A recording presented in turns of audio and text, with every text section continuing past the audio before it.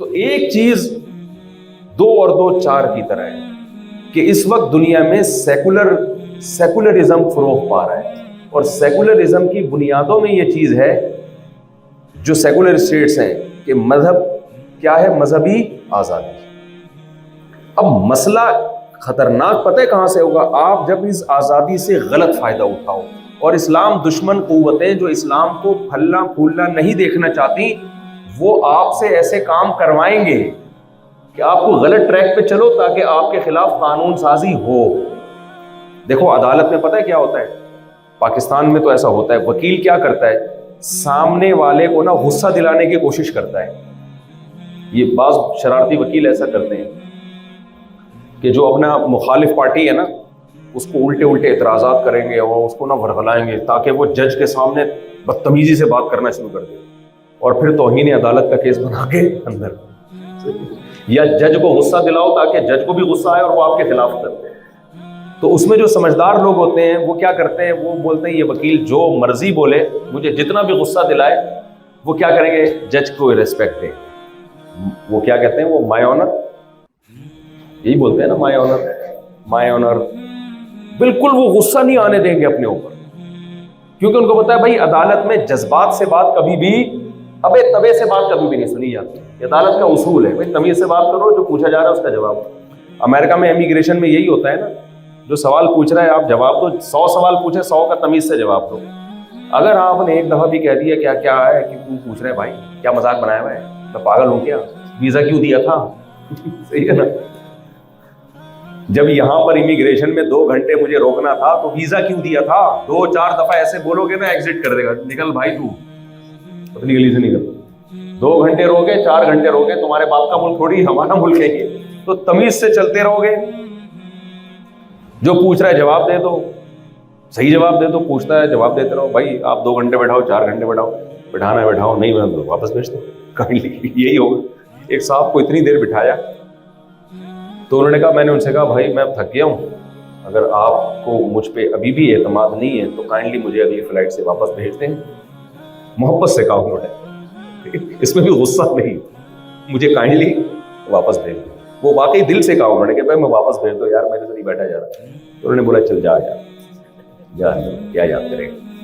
تو جیسے یہاں کوئی غصہ کرنا شروع کر دے امریکہ میں امیگریشن میں، بھائی کیا مذاق بنایا ہوا ہے، ہم کیا انسان نہیں ہے، تو کیا چلا جائے گا اندر؟ وہ جو ساری محنت تھی انٹرویو کی، ٹکٹ کے، نقصان امریکہ کا ہوگا، آپ کا ہوگا، آپ کا ہوگا۔ وہیں اگلی فلائٹ سے آ رہے ہوگے، ایئرپورٹ پہ لوگ بولیں گے آپ کو تو کس سلسلے میں گئے تھے آپ، عزت بھی جائے گی، BCO نقصان ہوں گے کہ نہیں ہوں گے؟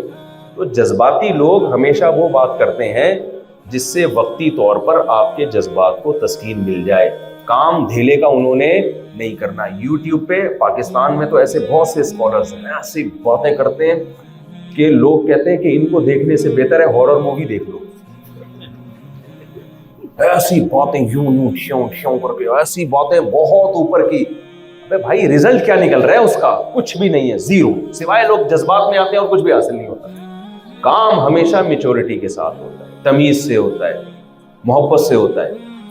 میدان جنگ کے اصول الگ ہیں، کسی ملک میں رہنے کے اصول الگ ہیں۔ ہاں میدان جنگ میں کہیں کسی دشمن ملک سے لڑائی ہو گئی، وہ ایک الگ اصول ہے، اس میں نہیں کہ ایکچولی اور کائنڈلی آپ ذرا یہاں ہٹیں، تھوڑا سا سائڈ پہ ہو جائیں، میں فلاں کو گولی مارنا چاہ رہا ہوں، اس میں تھوڑی ایسا ہو۔ یہ میدان جنگ تھوڑی ہے۔ آپ اچھے شہریوں کی طرح رہو بھائی، تمیز سے زندگی گزارو، یہاں کی حکومت کو یہ میسج دو کہ ہم آپ کے خیر خواہ ہیں، آپ کے ملک کی ترقی کا ذریعہ ہیں، اور آپ نے جو ہمیں مذہبی آزادی دی ہے ہم اس پہ آپ کا شکریہ ادا کرتے ہیں، اور ہم کوئی ایسا کام نہیں کریں گے جو آپ کی اسٹیٹ کے اگینسٹ۔ جن کو نیشنلٹی ملی ہے وہ کہیں بھئی آپ کی اسٹیٹ نہیں ہے، بلکہ ہم اس کو اپنی اسٹیٹ سمجھ کے، اپنا گھر سمجھ کے ہم اس کو تعمیر کریں گے۔ تو جب یہ اسٹائل ہوگا آپ کا، اور پھر اسکولوں پہ بھی محنت کرو، مدرسوں پہ بھی، تو بھائی پھر بہت کام ہو گئے۔ کیونکہ اسلام میں اللہ نے اتنی اٹریکشن رکھی ہے کہ اسلام کا لوہا منوانے کے لیے کوئی بہت زیادہ محنت نہیں کرنی پڑتی۔ مجھے جو لوگ کہتے ہیں نا اتنی دنیا میں جا رہے ہیں مولوی دیکھو اتنے لوگ، بھائی میں کہتا ہوں ہم بات اسلام کی کر رہے ہیں تو یہ اسلام کی طرف لوگ مائل ہو رہے ہیں، ہماری کیا اوقات ہے؟ جو بھی دیکھو نبی صلی اللہ علیہ وسلم نہ لکھنا جانتے تھے نہ پڑھنا جانتے تھے. سب سے زیادہ دنیا نے کس کو فالو کیا ہے؟ ایک عرب کے یتیم پیغمبر جو نہ لکھنا جانتے نہ پڑھنا جانتے. کیوں؟ پیغام کس کا تھا؟ اللہ کا. اسلام میں اللہ نے بہت کشش رکھی ہے، کیونکہ خوب سمجھ لو دنیا میں اب اسلام کے علاوہ کوئی راستہ بچا ہی نہیں ہے لوگوں کی نجات کا. جس میں تھوڑی سی بھی کھوپڑی ہوگی نا وہ کہے گا بھائی واقعی نہیں. اور جتنا بھی غیر مسلم اسلام سے دور ہو جائے نا، اگر آپ اس کو تھوڑا سا اسلام کا اچھے طریقے سے تعارف کروا دو، خود اسلام پہ آئے یا نہ آئے اپنے بچوں کے لیے اسلام پسند کرے گا، کیونکہ اس کو پتا ہے کہ میرا بڑھاپا اسلام پہ چلنے میں محفوظ ہے. اسلام میں نے اپنے بچوں کو نہیں سکھایا تو میرا بڑھاپا اولڈ ہاؤس میں گزرے گا، گھر میں. بولو، کیونکہ یہ تو صرف اسلام بتاتا ہے کہ بوڑھے ماں باپ کے قدموں میں اللہ نے جنت رکھی ہے. شراب سے کون چھڑائے گا؟ اسلام میں اتنی طاقت ہے کہ آپ سے شراب چھڑوا دے. اسلام میں اتنی طاقت ہے کہ آپ سے زنا چھڑوا دے اور خاندانی نظام کو مضبوط کر دے. صرف اسلام میں اتنی طاقت ہے کہ آپ کو صحیح معنوں میں پاکیزہ بنا دے. ہر عورت چاہتی ہے کہ میرا میاں صرف مجھ سے محبت کرے، میرے علاوہ کسی اور سے دل نہ بہلائے. کیا اسلام کے علاوہ کسی اور مذہب میں اتنی طاقت ہے کہ شوہر کو اتنا انسان کا بچہ بنا دے؟ وہ ہے بھائی. جب آدمی گھر سے باہر نکلا تو بیوی دیکھتی ہے کہ کن کن انٹیوں سے دل بہلا رہے ہو. لیکن جس کو جو قرآن پہ ایمان رکھتا ہے اسے پتا ہے یعلم خائنۃ الاعین وما تخفی الصدور. اللہ کہتے ہیں تمہاری بیوی ابھی تمہارے ساتھ نہیں ہے. بیوی جب ہوتی ہے تو کیسی تمیز سے انسان شرافت کے ساتھ نظر جھکا کے خرامہ خرامہ چل رہا ہوتا ہے. ایسا لگتا ہے جس دن جیسے شادی ہوئی تھی نا، جتنا شرمیلا تھا اس دن، بالکل اس وہی والا اسٹائل ہوتا ہے جب بیگم ساتھ میں ہو. لیکن جہاں بیگم گھر میں ہے پھر دیکھو کیسے ہنس ہنس کے باتیں کر رہا ہوتا ہے. تو اللہ کیا کہتے ہیں قرآن میں؟ یعلم خائنۃ الاعین، اللہ تمہاری آنکھوں کی خیانت کو جانتا ہے. وما تخفی الصدور، تمہارے سینوں کے بھیدوں کو بھی وہ جانتا ہے. اللہ کو سب پتا ہے. تو بھائی اللہ کو لائے بغیر انسان کا بچہ نہیں بن سکتا. یہ دنیا میں کافر کو بھی معلوم ہے، عیسائیوں کو بھی معلوم ہے، یہودیوں کو بھی معلوم ہے، ہندو کو بھی معلوم ہے. اور جو خدا کے وجود کے قائل نہیں ہیں ان کی بھی عقل یہ کہتی ہے کہ اللہ کو اگر نکال دو گے تو انسان میں اور جانوروں میں فرق ختم. کون سی چیز ہے جو انسان کو انسان کا بچہ بنائے؟ بھائی ہر وقت کون نگرانی کرتا ہے؟ دیکھو مسلمان میں میجورٹی شراب نہیں پیتی، کیا قانون کی وجہ سے؟ بولو نا، قانون ہے، قانون تو نہیں روک رہا. کیوں نہیں پیتی؟ کس نے حرام کیا ہے؟ اللہ نے. مسلمانوں میں میجورٹی، اکثریت بوڑھے ماں باپ کو گھر میں رکھتی ہے، کیا قانون کہہ رہا ہے گھر میں رکھو؟ ہے بھائی؟ بولتے کیوں نہیں بھائی؟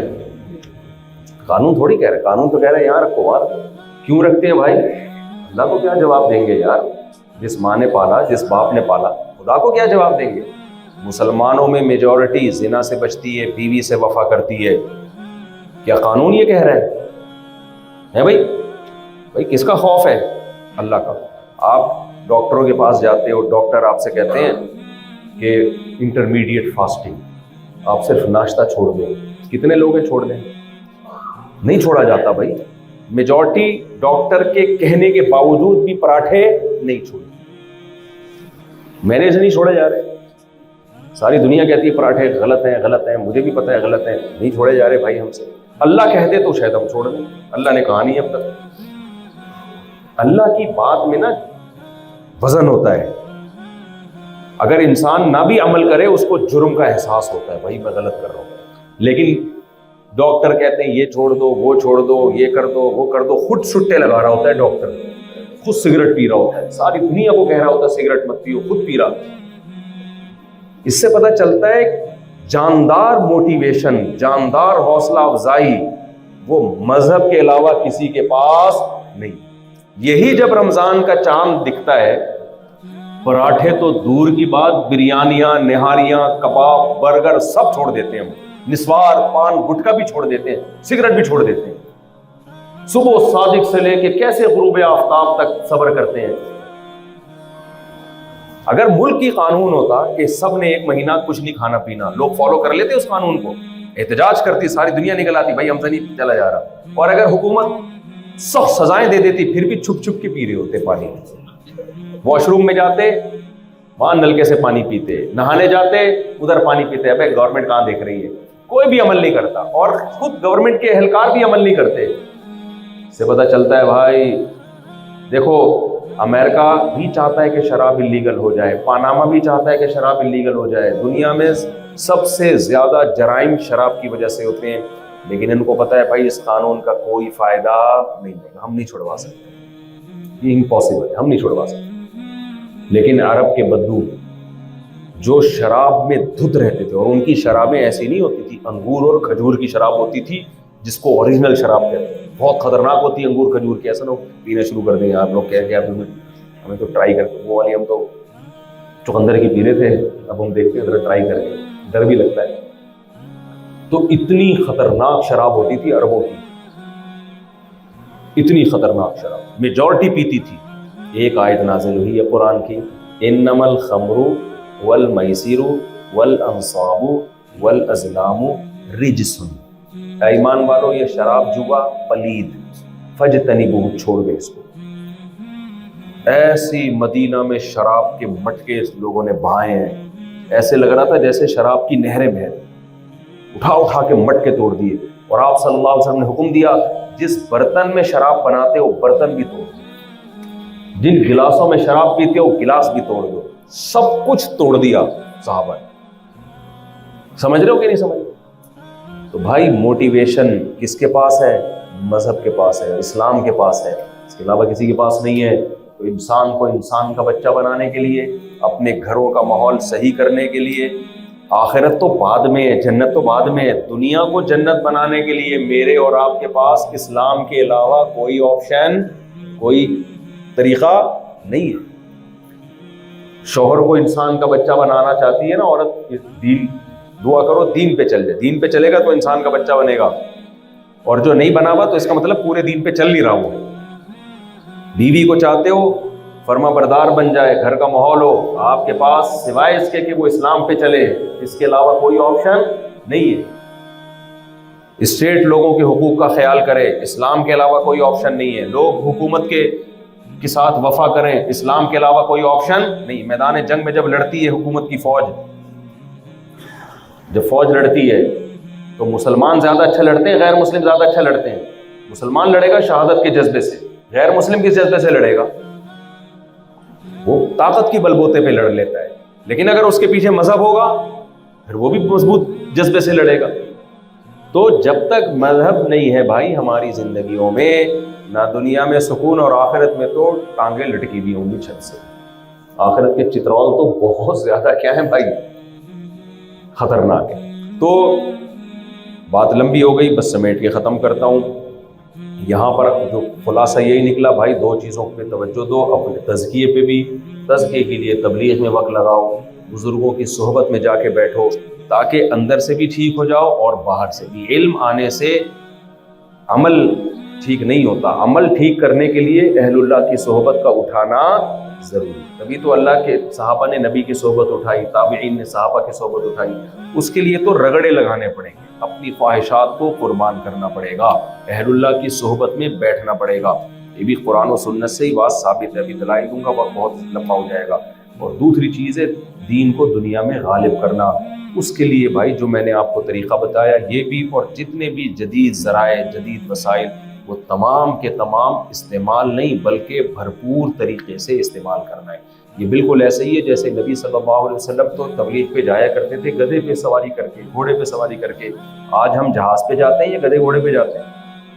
اب پاکستان میں اکثر جماعتیں آتی ہیں کینیا، ساؤتھ افریقہ جانے کے لیے، جہاز سے آتی ہیں اور جہاز ہی سے جاتی ہیں. اب کوئی کہہ نہیں جی نبی تو گدھے پہ سواری پہ گئے تھے تو آپ بھی گدھے پہ جائیں، تو پہنچ جائیں گے؟ نہ گدھا پہنچے گا نہ آپ پہنچیں گے.